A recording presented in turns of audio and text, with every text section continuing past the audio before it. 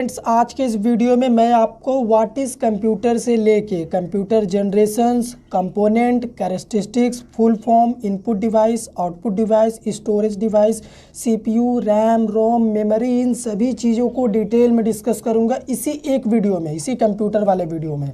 Full explanation इसीलिए मैंने लिखा है। सबसे पहले कंप्यूटर क्या होता है डेफिनेशन से स्टार्ट कर रहे, फिर आगे डिस्कस कर रहे।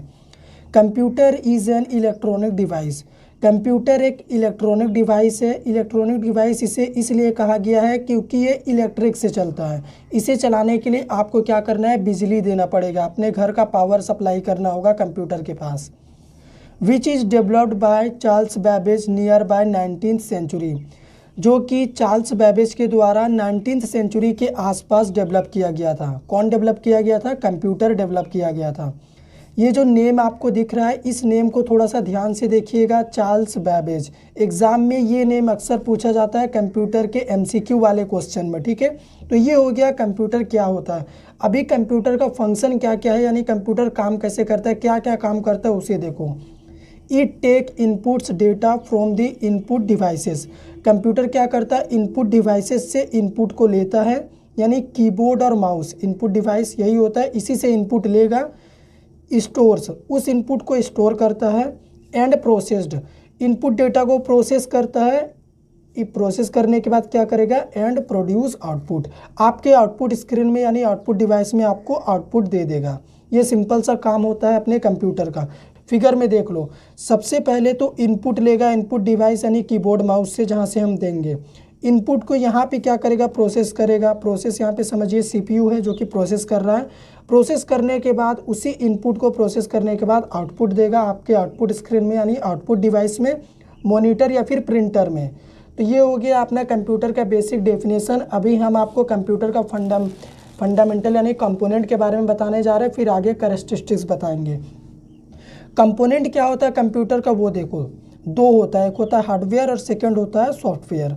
हार्डवेयर सॉफ्टवेयर क्या होते हैं, इनमें क्या डिफरेंस है, इसके ऊपर एक वीडियो मैंने बनाया है, वो वीडियो आपको इसी वीडियो के ऊपर में आई बटन में मिल जाएगा।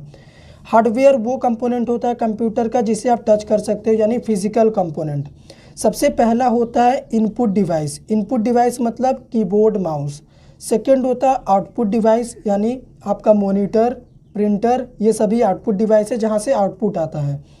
स्टोरेज डिवाइस, जहाँ पे आप अपने डेटा को स्टोर करके रख सकते हो, इसे कंप्यूटर का ब्रेन भी कहा जाता है, ठीक है। याददाश्त, जहाँ पे ये डेटा इन्फॉर्मेशन को स्टोर करके रखता है। मेमोरी होता है, प्राइमरी मेमोरी, सेकेंडरी मेमोरी, वही होता है स्टोरेज डिवाइस। ये हो गया सीपीयू। सीपीयू को तो कंप्यूटर का ब्रेन कहा जाता है। यही सब कुछ है कंप्यूटर के लिए, सब काम यही करता है। इसके बारे में आगे डिटेल में डिस्कस कर रहे हैं। फिलहाल यहाँ पे सॉफ्टवेयर को देखिए, सेकेंड कंपोनेंट होता है अपना कंप्यूटर का। सॉफ्टवेयर भी दो पार्ट में, एक होता है एप्लीकेशन सॉफ्टवेयर जिसे यूज़र के लिए बनाया जाता है जैसे MS ऑफिस।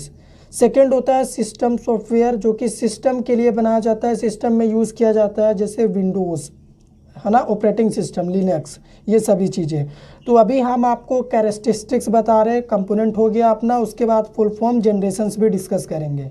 अभी देखिए यहाँ पे हम आपको बता रहे हैं कैरेक्टरिस्टिक्स ऑफ कंप्यूटर, यानी कंप्यूटर का विशेषता क्या है।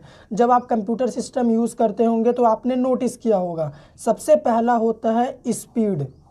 स्पीड कंप्यूटर का बहुत ज़्यादा होता है, आपने नोटिस किया होगा, जब आप कोई काम देते होगे तो बहुत जल्दी ये करके दे देगा आपको। सेकेंड होता है एक्यूरेसी। कंप्यूटर अपने रिज़ल्ट को लेके बहुत ज़्यादा एक्यूरेट रहता है, यानी एकदम 100% वो करेक्ट रिज़ल्ट देता है, कोई रॉन्ग आउटपुट नहीं देगा ये।